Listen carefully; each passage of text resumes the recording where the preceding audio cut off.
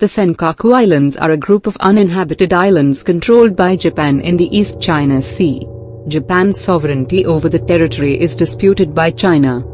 This flashpoint could result in an all-out confrontation between Japan and China, with China being the aggressor. In recent years, China has paid significant attention to its military. China's defense budget has increased tenfold in the last 25 years, which has funded the construction of an ocean-going navy, a modern army and an efficient air force. In particular, Chinese Navy has been strengthened to a large extent with recently fielded aircraft carrier, Liaoning, as well as fleets of submarines, destroyers, frigates, corvettes, replenishment ships, and amphibious assault ships. In this video, we will analyze how USA and India can help Japan in thwarting any Chinese aggression. The Chinese military is an impressive force, but local geography will create challenges during wartime. Japan controls a string of islands that form the Miyako Strait, which Chinese naval forces must transit to enter the Western Pacific. Properly fortified, the Japanese-held Ryukyu Islands could conceivably block passage of the strait altogether. Japan could use the Yakuas Islands to execute an anti-access, area denial plan in the Miyako Strait. Like any good A2AD strategy, such a plan in the strait would require a fraction of the spending necessary to overcome it. Japan's self-defense forces will initiate the following steps to counter China. 1. The radar network consisting of an TPY-2 radars would stand guard against ballistic missile attacks by the 2nd Artillery Corps of China. This would be backed up by the Japan Maritime Self-Defense Forces BMD, ballistic missile defense, capable cruisers and destroyers, of which there are currently 4. 2. Patriot PAC-2 and PAC-3 interceptors would provide point defense against aircraft and ballistic missiles respectively. 3. Japan's fleet of 16 submarines is in the process of being increased to 22. They will be the most effective active defense. The submarine fleet, composed of the newer Soryu and older Oyashio-class diesel-electric submarines, is one of the most professional and technologically advanced in the world.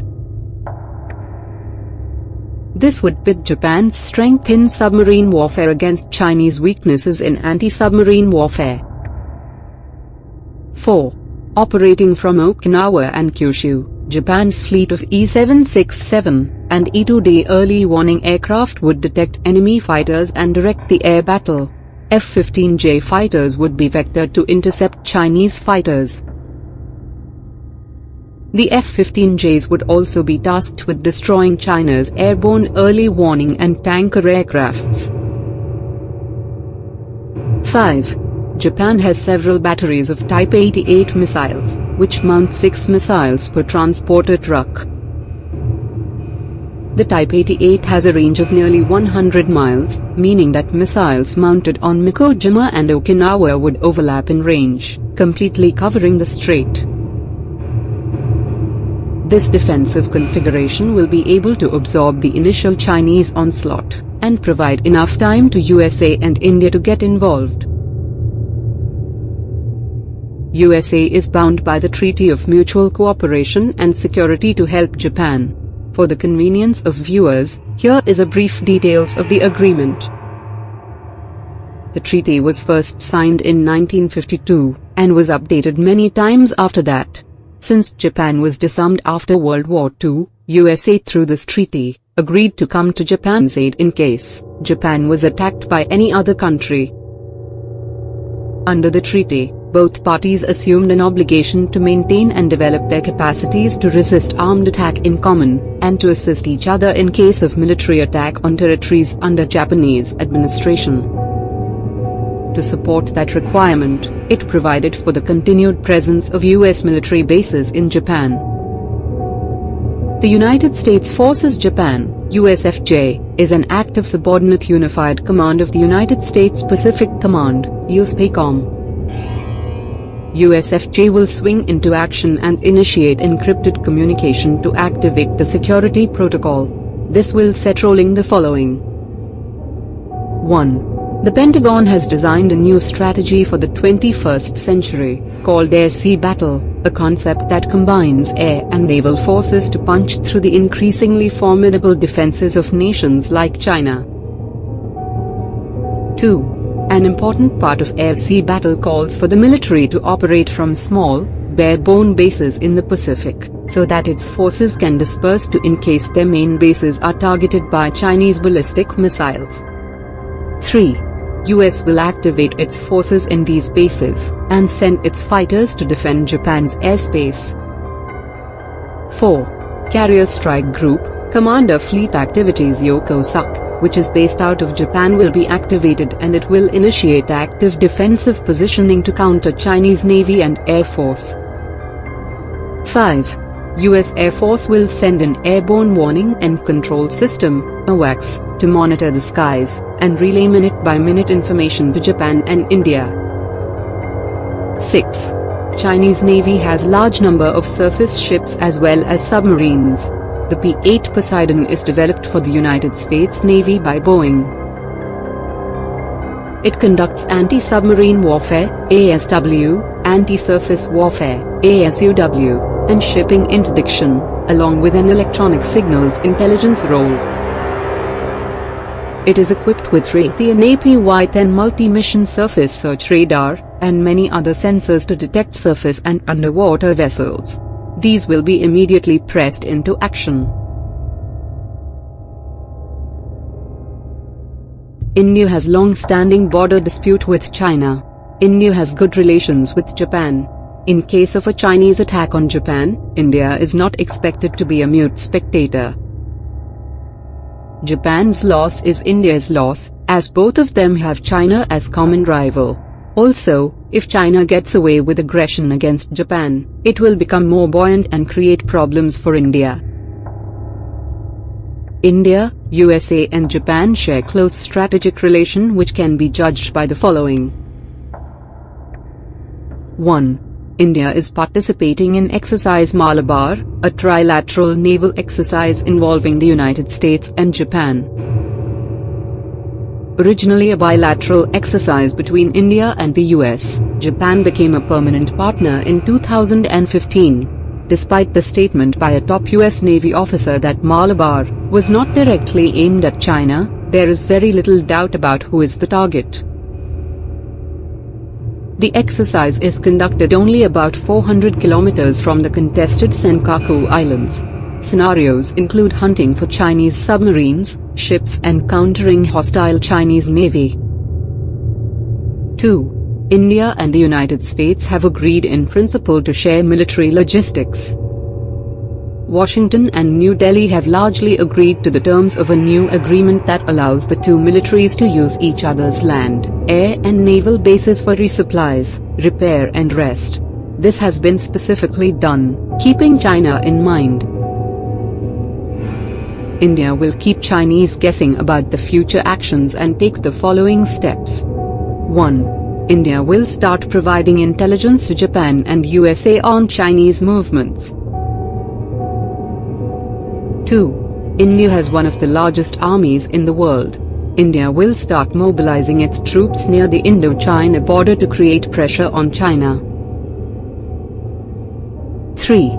Defense Ministry has approved the induction of a 3rd Regiment of BrahMos for deployment in northeastern sector along the China border. The BrahMos is a ramjet supersonic cruise missile having a range of 290 kilometers. Each regiment of BrahMos consists of around 65 missiles, 5 mobile autonomous launchers and supporting equipment. India will activate the regiment for battle. 4. According to latest media reports, Defense Ministry has cleared the plan to raise 6 new armored regiments that will be equipped with roughly 350 tanks. In addition, 3 mechanized infantry battalions will be raised with 180 BMP-2 infantry combat vehicles. These will be put on alert. 5. India is buying the 155mm M777 guns at a cost of about $750 million from America's BAE Systems. The M777 howitzer is a towed 155mm artillery piece, is a successor to the M198 howitzer. It is manufactured by BAE Systems Global Combat Systems Division. This is first major buy for the Mountain Strike Corps. Note that, the Mountain Strike Corps has been specially raised to defend India's border with China. These guns will be set to fire-ready condition. Though Japan's military budget is about 1/4 compared to China, Japan's self-defense force is an efficient unit. It can drive the confrontation to a stalemate on its own. USA and India's actions will heavily tilt the balance against China. China also has dispute with all the neighboring country except Pakistan. Pakistan is expected not to intervene as it is dependent on USA for economic aid. Surrounded by rival nations like Vietnam and Philippines, China will find itself under immense pressure. It will understand that, it's a war it can't win but only lose. It will halt the campaign, and will have to agree to an unconditional ceasefire.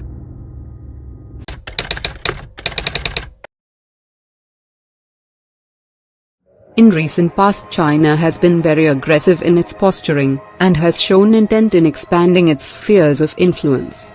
There has been several border incursions and standoffs. In this video, we have listed 5 weapons that India is deploying to meet the Chinese challenge.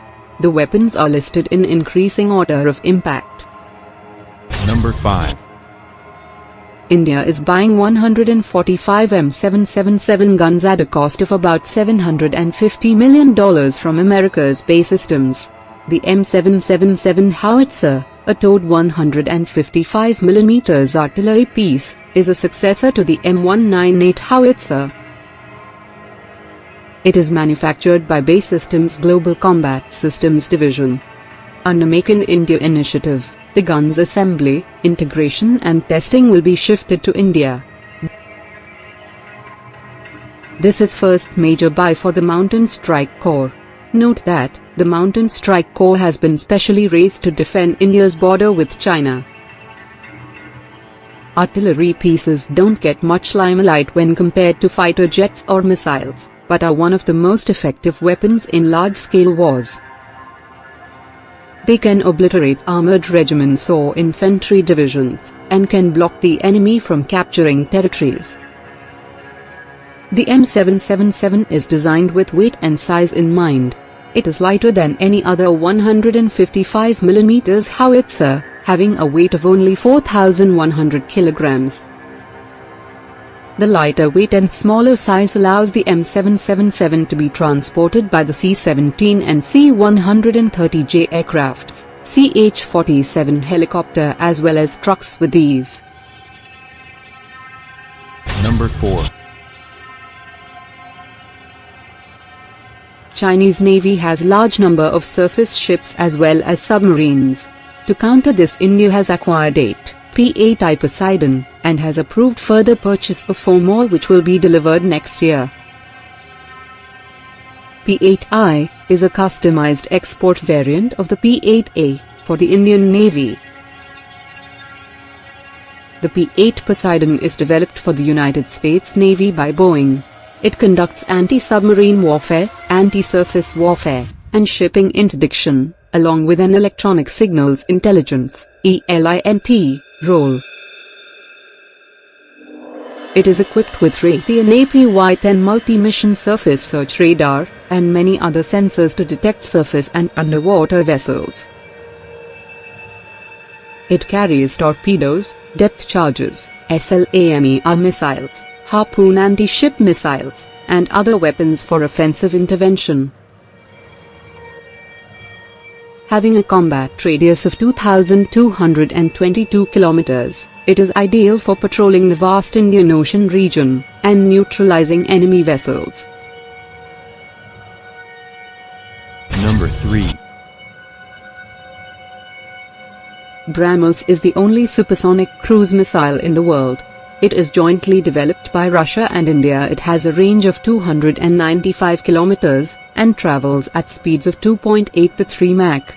It can be launched from submarines, ships, aircraft or land. Its speed provides little reaction time to enemy air defenses. Guided by navigation satellites, its own inertial navigation system or independent radars, it can precisely hit its target.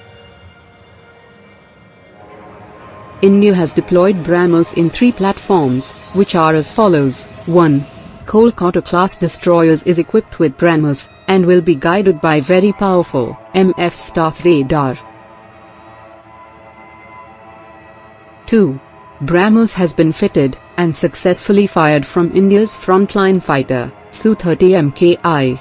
3. Army is inducting a regiment of land-launched BrahMos in Arunachal Pradesh, along the China border. Chinese do not have a defense against BrahMos. There is only one defense system in the world known to have high chances of defending against BrahMos, that is, Barak 8, which is jointly developed by India and Israel. Number 2. INS Arihant is the lead ship of India's Arihant class of nuclear-powered ballistic missile submarines. The 6,000-ton vessel was built under the Advanced Technology Vessel Project. It is India's first nuclear-powered submarine. Construction of 3 more submarines of this class is also underway. It has 4 vertical launch tubes, which can carry 12 smaller K-15 missiles, or 4 larger K-4 missiles. K-15 is a nuclear-capable submarine-launched ballistic missile with a range of 700 kilometers. K-4 is an intermediate-range nuclear-capable submarine-launched ballistic missile having an effective range of 3,500 kilometers. India currently possesses the ability to launch nuclear weapons from land and air. Arihant, armed with K-series missile, will complete the nuclear triad with the capability to launch nukes from sea. This way India will have a very reliable second strike capability and deter China from any misadventure. Number 1. Agni-5 is an intercontinental ballistic missile developed by the Defence Research and Development Organisation, DRDO, of India. Though the reported range of Agni-5 is 5,800 kilometers, it is widely believed that Agni-5 has a range of 8,000 to 10,000 kilometers. Even with stated range of 5,800 kilometers, it can hit most parts of China. It carries a 1.5-ton warhead, has a speed of 24 Mach and accuracy of less than 10 meters. Though exact details are classified, it is widely speculated that Agni-5 feature multiple independently re-entry vehicle (MIRVs), with each missile being capable of carrying 2 to 5 separate nuclear warheads. It is India's most powerful deterrence against any Chinese aggression. Above the clouds, high in the Himalayas, the old Silk Road climbs through 14,000 feet to the Natula Pass, where 2 immense nations meet. It's here that India comes face to face with China. 40 years ago, they fought a fierce frontier war. Now, finally, the border is reopening for trade. Symbol of epic change in both countries as they dash for growth and new riches. India and China together will shape much of this century for all of us. But who will be the winners and losers as they race each other to the top of the world? I'm setting off on a journey through China and India to watch the race unfold. First Shanghai, and the Chinese sprint from the very start. Welcome to take our Maglev train. The airport train pushes through 430 kilometers per hour, 270 miles per hour, for a mere 8-minute journey. Impressive, undoubtedly. Vitally needed, hardly. But this train is a political statement. Be amazed, be very amazed by China's rise. Once China decided it wanted the fastest train in the world, there didn't need to be any public discussion. This isn't a democracy. In a one-party state, what the government wants, the government gets. The train seems to shout to the world, "We're overtaking you all." Arriving in India is a very different story. This doesn't immediately look like a country on a dash for growth. A taxi in Mumbai, the country's commercial capital, gives me far too much time for a close-up view of slums and jams. Most of India's roads are hopelessly inadequate, part of a lousy infrastructure. But what's holding India back? Partly it's the need to persuade people in overcrowded areas like this to move out of the path of modernisation. They can't be forced out of the way. It's called democracy. But how does it look to those creating the new wealth? Hi. Nice to meet you. Good What do you think to- would suit me? I can do all kinds of shoes. I like these ones. These Yeah. are really smart. In Shanghai, Billy Wang's handmade shoes tell a powerful tale. Billy took me to his small factory, a tiny but thriving part of China's manufacturing boom. His workers copy from photos their customers' favourite shoes. It's all imitation, not innovation. The business is expanding very fast, like all Chinese manufacturing, and Mr. Wang certainly doesn't question China's system, which helps make him rich. I'm just a shoemaker. I just worry about my shoes. Nothing else matters to me. I just want to make good shoes. How much does your business and your future success depend on China's government? According to the Chinese way of thinking, the political system is decisive. Everything else comes second to this. And that's the message big picture China tells you too. In the new Shanghai, with its soaring temples of capitalism, the fast track to wealth has been produced by a rigid political system, communist in name only now. Shanghai's international port is part of national success built on an unwritten deal. Business stays out of politics, especially when the political system delivers so much. The port director told me he's immensely proud of what's been achieved. This area is for refrigerated containers. Over there, those are for hazardous materials. Most of these are for normal dry goods. This whole port was built in 1990. Every year, we're growing by 25%.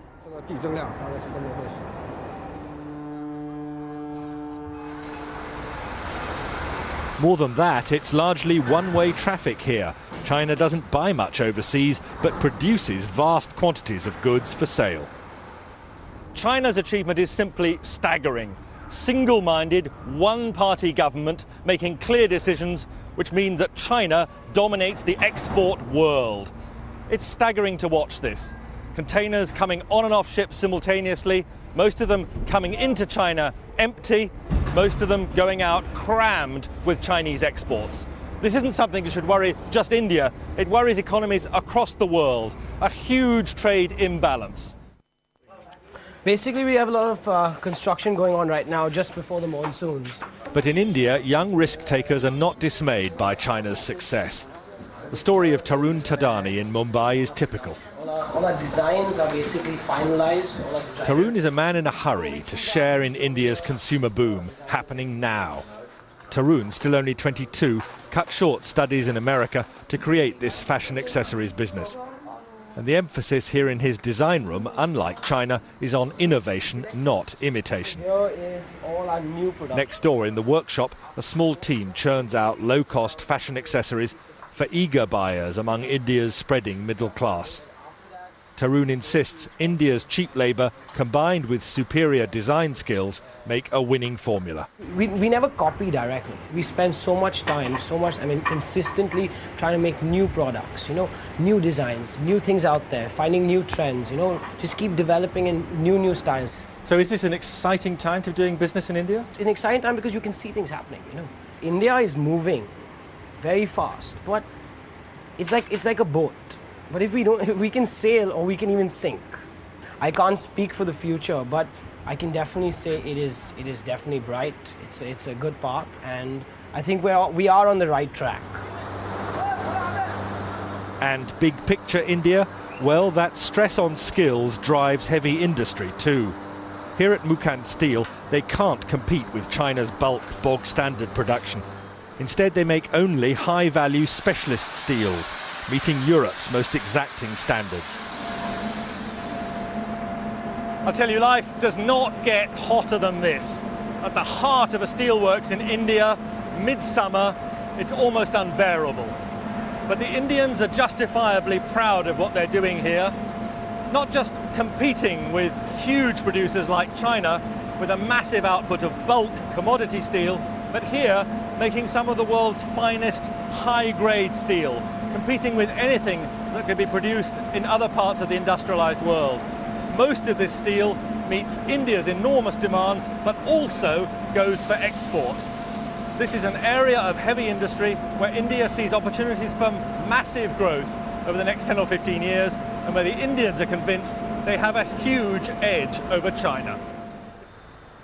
Outside, away from the intense heat, I hear some fighting talk from the marketing director. India can catch up and then overtake China. And I don't think China can sustain this kind of high growth rate here for next 3 to 5 years. Is India While India's growth rate for last year was 8.5% GDP, the current year has begun with 9.5% in first 2 months. And I think as we go along, we see acceleration of the growth rate as all the industry segments are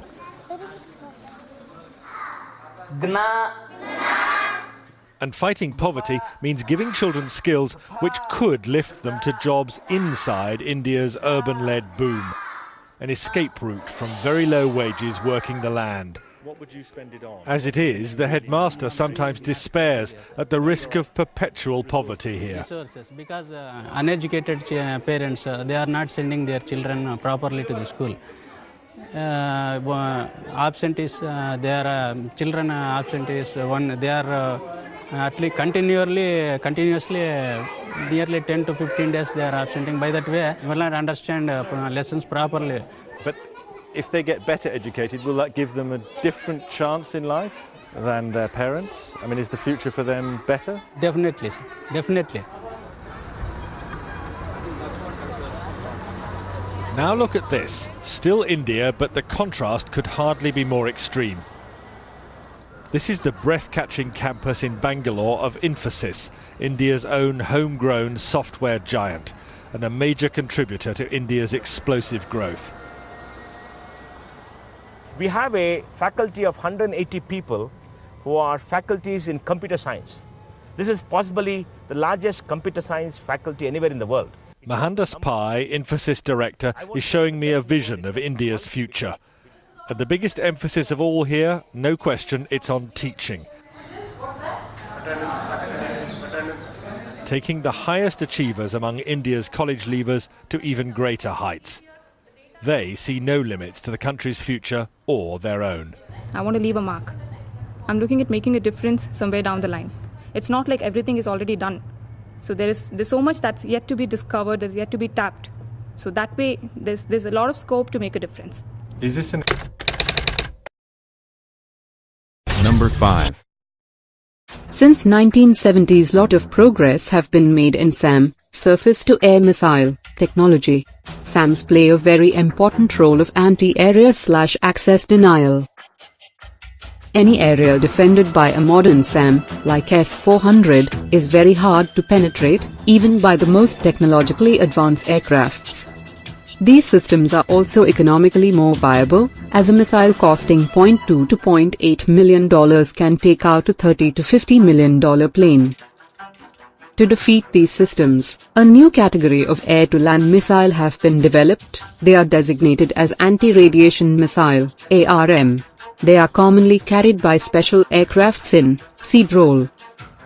Currently only a handful of countries, like the US, Germany, Russia and Brazil have built this kind of missile. Number 4. All SAM need radars for targeting. ARM are designed to pick up signals or radiations from radars and communication facilities, and then target them, leading to their eventual destruction. The primary purpose of this type of missile is to degrade adversaries' air defenses in the first period of a conflict, in order to increase the chances of survival for the following waves of strike aircraft. They can also be used to quickly shut down unexpected surface-to-air missile sites during an air raid. Number 3. The Defense Research and Development Organization, DRDO, is working on anti-radiation missile, and is named as New Generation Anti-Radiation Missile, NGARM. It is expected that the maiden flight test will be held by the end of 2016. The Indian Air Force would be inducting this missile within 2 years, following the completion of all the developmental trails. The missile is of indigenous development, including its seeker. This seeker is placed in the front end of the missile, and picks up various radio frequencies. Number 2. The missile is a single-stage, solid-fueled system, and will be using dual-pulse propulsion system instead of thrust propulsion. This is the first time DRDO is using a dual-pulse propulsion system. The missile will initially coast by firing the first pulse. The second pulse will be initiated just before interception of the target, that is the terminal phase. The missile has a range of 100 km to 125 km. Number 1. The missile will be mounted on India's frontline air superiority fighter, the Sukhoi Su-30 Mki, and the indigenous multi-role fighter, HAL-LCA. Currently the Air Force equips its Su-30 Mki fighters with the Russian Kh-35 missile, and uses the French Martel anti-radiation missile on its Jaguar and Mirage aircrafts. The Air Force is negotiating to buy AGM-88 missiles from the US, and plans to induct more than 1,500 in the next 5 years. It is expected that once the indigenous missile is developed, it will be used in conjugation with the above-mentioned missiles. Thanks for watching.